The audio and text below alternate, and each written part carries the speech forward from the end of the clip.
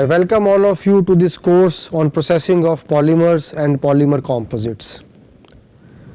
Let us first try to understand the need of this course, that is polymers and polymer composites. Usually in most of the undergraduate courses, we study the metals. Mostly the processes that are taught to the students or the undergraduate students deal with metals. So if you remember, you may have studied casting. So casting is a process which is used for molding of a metal. You may have studied machining. Now machining is used for removing the material from a metal. So whenever even you see a numerical problem, always you will see a mild steel workpiece was machined using a single point cutting tool with this angles. So the discussion is mostly limited to the metals. But there exist plenty of non-metals in this universe. And we have to see that how these non-metals can be converted into engineering products. And one good example are the plastics.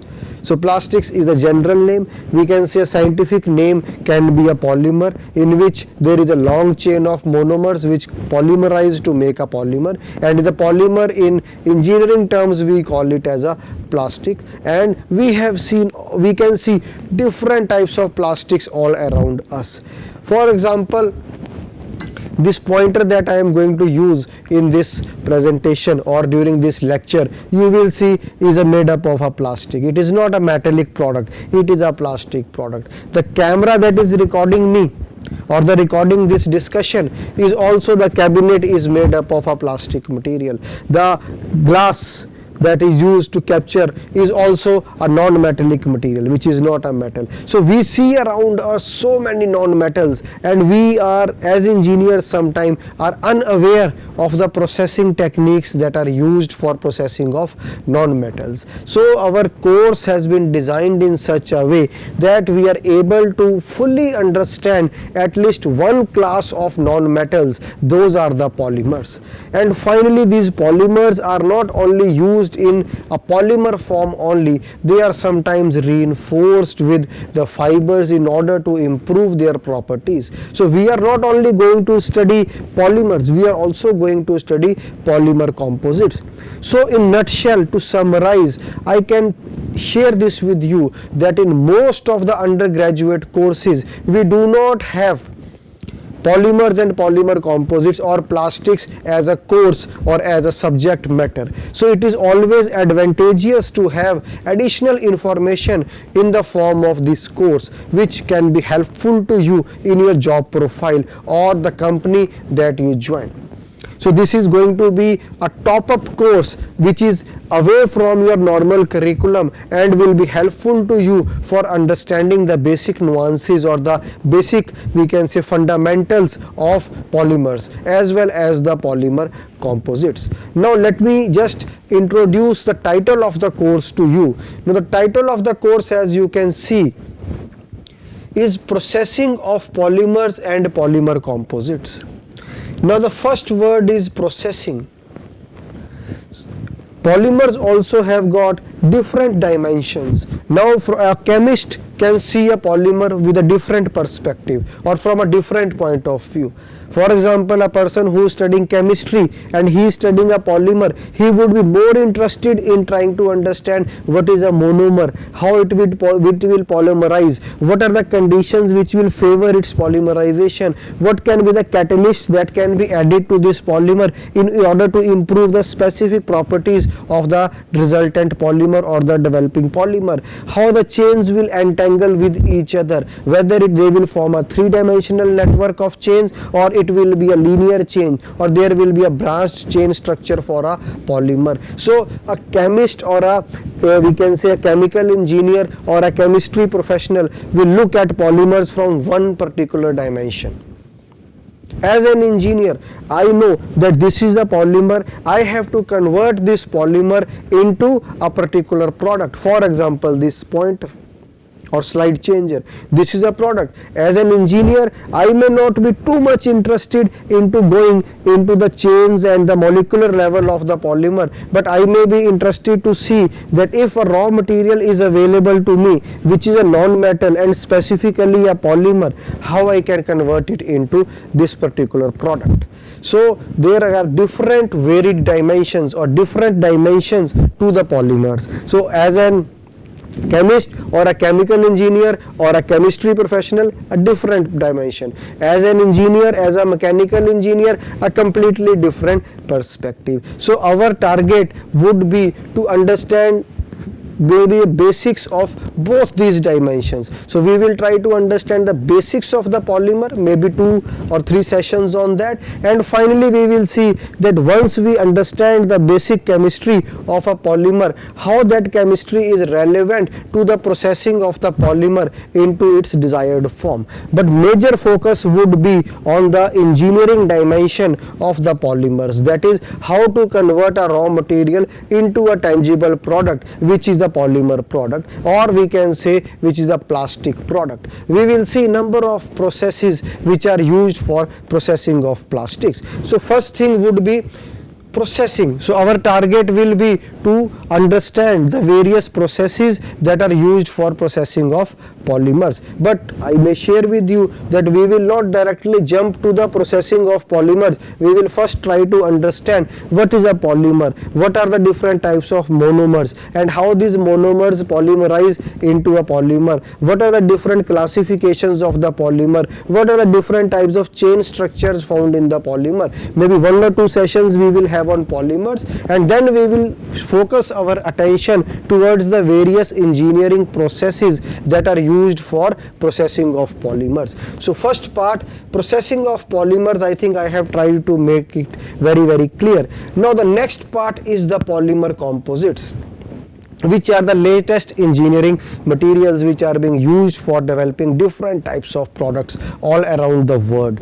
We are seeing the applications of polymer composites starting from the aerospace industry to the automotive industry to the sports industry to the biomedical industry to the household industry. So the polymer composites are finding a wide dimension of application. So we will see in the course of our discussion that what are the specific products that are made using polymer composites. So that would also be our topic of discussion. Now if they are finding so much of applications all around us, it is our duty to understand that how these polymer composites are processed or how these polymer composites are fabricated. So our title would be processing of polymers first, that is our plastics, and then composites based on these polymers that we have already studied. So we will see the processes that are used for polymers, and then we will see the processes that are used for polymer based composite materials. So the course will give you an overall, you can say, understanding about the plastic based composites as well as the techniques that are used for processing of these types of composite materials. And at the end of the day, once you have done this course or you have understood the basic fundamentals of this course, it is expected that you can see a product and you should be able to tell that this product must be made of this product or this process. For example, if I give you a water bottle or a mineral water bottle, you must be able to tell that this mineral water might have been made by this process which is used for processing of plastics. If I show you another plastic product, maybe a mouse or a computer mouse, you must be able to tell that this product may have been made by this particular process. If I give you a toothbrush handle which is a plastic material or made out of a plastic material, you should be able to tell that this handle of the toothbrush must have been made by this particular material. So the target, not the material only, must be able to tell the process that has been used to make that handle. So the target of the course is to acquaint you with the basic fundamentals of the polymers and majorly to understand what are the various types of processes that are used for processing of polymers as well as processing of polymer matrix composites. So the course has been divided into 20 hours. This 20 hours has been divided further into different weeks. So we will see that the course will be completed in 8 weeks of 2.5 hour duration each. So every week there will be 5 sessions of half an hour each. So that is the overall, we can say, division of these 20 hours in which this course will be delivered. So today our focus would be to just have an outline understanding of the various topics that we are going to cover in this course, because once you know that what are the various topics that are going to be discussed under this course, you will be able to orient your thinking in that direction, get yourself prepared for the next lectures, and you can even think of correlating the various topics among themselves when you go through the various sessions which will be, we can say, available to you once the course is completed. Now let us see the course details. I think the summary is very clear. I would again like to come back to the summary once again towards the end of the chapter. Now let us quickly go through the contents that we are going to cover in this course. Now course details. In week 1, you can see for every week there will be 5 bullets here. 5 bullets means 5 sessions, half an hour each. So first is introduction. So we will have again an introduction about the polymers, and then what are the different types of polymers we will see. We will try to understand the application areas of the polymers. We will try to see that how these materials compare to the other conventional metallic materials or other conventional engineering materials. Then we will see the engineering materials and the processing techniques. So we will try to see that what are the various types of engineering materials that are used, what are the various types of processing techniques that are used, and what are the techniques that have already been developed for processing of plastics. So this is our lecture 2. This is the introduction section that we are having today. I have already tried to introduce you the topic, the concept, and I have tried to emphasize the importance of non-metals in our lives. So that is basically the introductory part of the course. Then properties of polymers we will try to understand.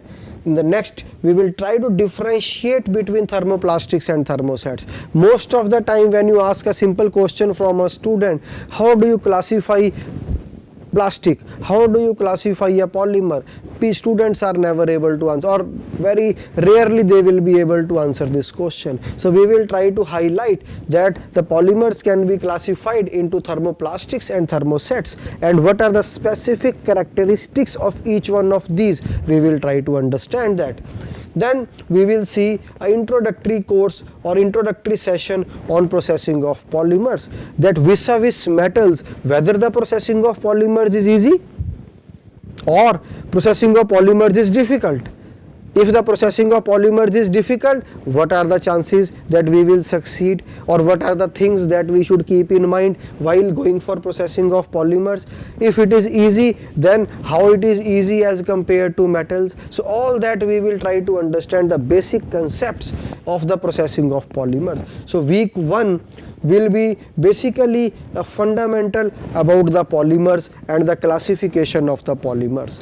Next session next week would be dedicated towards the processing of the polymer. So as I have already introduced, that we are coming down from a broader range to a narrower range. The broader range are maybe 5 to 6 families of engineering materials. From there we are coming down to one, that is the polymers, and from polymers then we are trying to understand that what are polymers, what are the various types of polymers, what are the properties of polymers, and then we are going to see that how the polymers are processed into engineering products. So week 1 will be focusing on this, coming from a broader range to a specific range, and within that specific range trying to develop a fundamental information. Then week 2, our focus will be, you see 3 bullets here.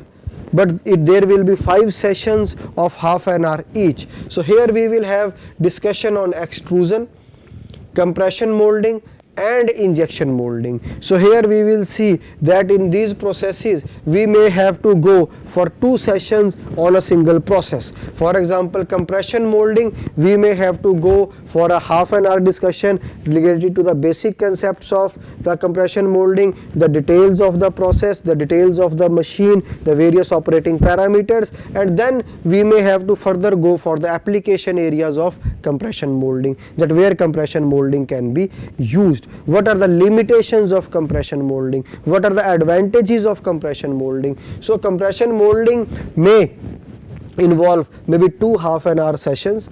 Then injection molding may also involve 2 sessions of half an hour each. So we will see that these 3 processes are covered in week 2, in which we will have 5 sessions of half an hour each. All these processes we will discuss initially in context of polymers.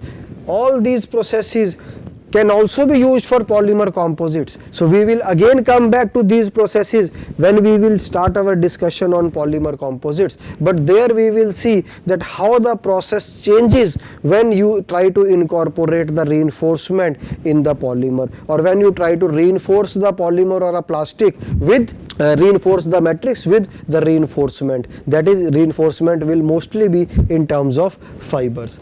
So week 2, all these processes, again I am emphasizing, dedicated to plastics or polymers. Then week 3 again we will discuss some other processes like resin transfer molding, rotational molding, blow molding. So we will see 6 different processes for processing of polymers into engineering or tangible products. So these 6 processes are, let me once again go through the processes. We will see extrusion, we will see compression molding, we will see injection molding, we will see resin transfer molding, we will see rotational molding, we will see blow molding. Now whenever we will go through these processes for polymers, our focus would be to see that what can be the input materials that can be used by these processes. What are the process details? How a rotational molding machine will look like? What are the operating parameters that we have to control, whether it is temperature or it is pressure or it is combination of both or it is the holding time. So we will see what are the parameters that have to be controlled. Finally we will see what type of specific products can be made using these processes. So our focus would, for each process we will try to understand the raw material, the final product, the process itself, the mechanism, the operating parameters, the advantages, the limitations. So each process would be an individual process that we will discuss, and then we will try to compare the different processes, that which process can be used for which particular type of application. So that would also be a comparable analysis or a comparative analysis among the various processes. So once our discussion related to the processing of polymers or plastics is over, then we will shift our attention to the composite materials. And in composite materials also there are 3 broad classifications of the composite materials. It can be a metal matrix composite, it can be a ceramic matrix composite, it can be a polymer matrix composite. So our focus area would be the polymer matrix composite. We will not discuss anything about metal matrix composite as well as about ceramic matrix composite. So our focus is on polymers and polymer based composites. So in composite materials we will see that how we can classify them, what is the concept of a composite material, and finally we will focus our attention on the polymer based composites, that how the polymers can be reinforced with the fibers to make a composite material. Then we will see the classification of polymer composites, that once from the metal, ceramic and polymer we have come to polymer based composite. Within polymer based composite, how the further classification can be done based upon the type of reinforcement, the shape of reinforcement, the type of matrix, all that we will see and then try to understand that.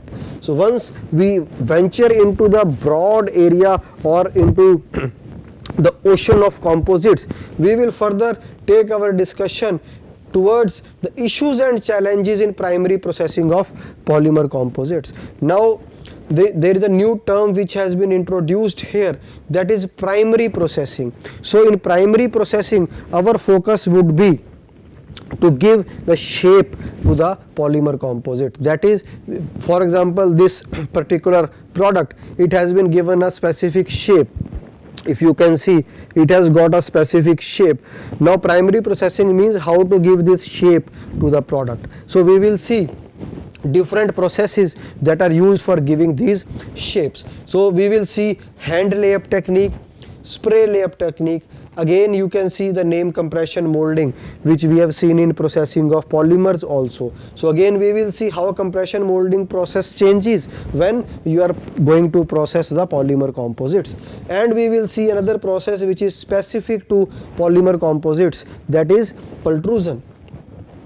Again we will see injection molding, autoclaving technique, pre-pegging, sheet molding. So we will see, at least there can be addition, if the time permits, we may also go for a different process, that is resin transfer molding, specifically in context of the polymer composites. We may even go for filament winding, which I think is not mentioned in this list. So we will try to maybe incorporate whatever information possible in the course.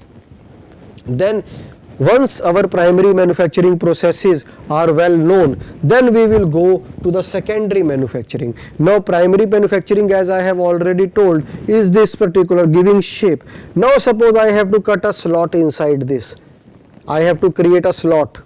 So once I have this shape, for cutting this slot I will have to go for the secondary processing of polymer composites. Also, if I want to join the two independently made pieces, assemble these pieces together, I will have to go for the secondary processing of polymer composites. Now you have a product, now it has to be assembled to another product, then you will need to go for secondary processing. So in secondary processing, our target would be to understand the machining behavior of the polymer composites, to understand about the joining behavior of the polymer composites. So our next 3 weeks will focus about the secondary manufacturing techniques.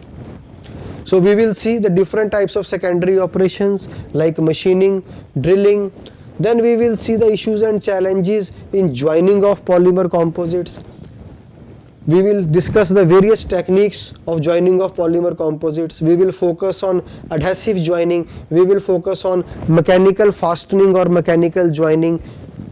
In week 7, we will try to understand a very novel method of joining the polymer composites, that is the microwave based joining of polymer composites. Then we will see the issues and challenges in drilling of polymer composites. So right now whatever we were discussing was the joining. Now after joining, maybe sometimes we may need to join these two parts together. We may require hole also in the polymer composites. So all these are secondary processes, maybe joining, drilling, machining, adhesive joining. All these processes will fall under the secondary manufacturing. So we will then go to drilling. Why drilling? Because why joining we have discussed earlier, because in mechanical joining we will require drilling of holes, because you have to join two parts together using a nut and a bolt fastener like this. So when this fastener has to go inside the polymer composite, you require a hole. So the mechanical joining will definitely require making of holes, fabrication of holes, drilling of holes. So then we will try to understand that what are the challenges in making of holes in the composite parts. Then we will try to understand that when you make a hole inside a composite part, then you are having this machining induced damage. So this machining induced damage has to be seen and checked. Finally, we will see what are the opportunities, because we are trying to understand the basic, then the, we can say, processing techniques. Finally, little bit of the research input also, that what are the challenges in making of holes in composite laminates, specifically in polymer composite laminate. Then we will focus our attention on opportunities in drilling of polymer composites, that what are the requirements, why we are not able to make good quality holes in polymer composites, that we will try to understand.